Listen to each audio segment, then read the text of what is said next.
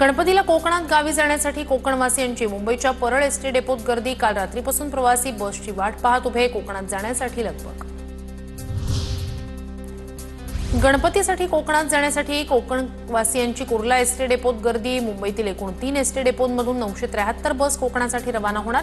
Kurla ST डेपोतून आज 23 गाड्या रवाना होणार। मुंबईतील लोकमान्य टिळक टर्मिनसवरही कोकणात जाण्यासाठी गर्दी। गणपतीसाठी गावी जाताना कोकणवासियांच्या चेहऱ्यावर आनंद।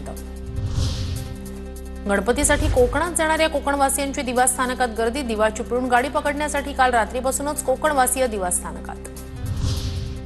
गणेशोत्सवानिमित्त मुंबईत 20,000 पोलिसांची फौज तैनात। गर्दीवर ड्रोनद्वारे नजर ठेवली जाणार।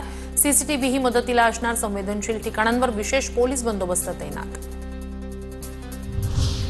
पर्यावरणपूरक गणेशोत्सवासाठी मुंबई महापालिकेने घेतला पुढाकार। डंपरमधून फिरते तलाव सोसायट्यांच्या दारात नेऊन विसर्जनासाठी गणेश मूर्ती स्वीकारल्या जाणार। जलस्रोतांचं प्रदूषण रोखण्यासाठी पालिकेचा निर्णय।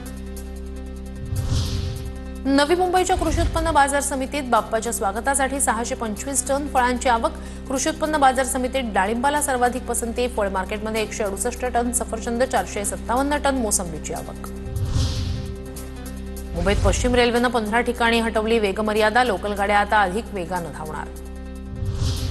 प्रभादेवी इथल्या एल्फिस्टन पुलाचं पाडकाम गणेशोत्सवानंतर केलं जाणार। 10 सप्टेंबरपासून हा पूल वाहतुकीसाठी बंद केला जाणार।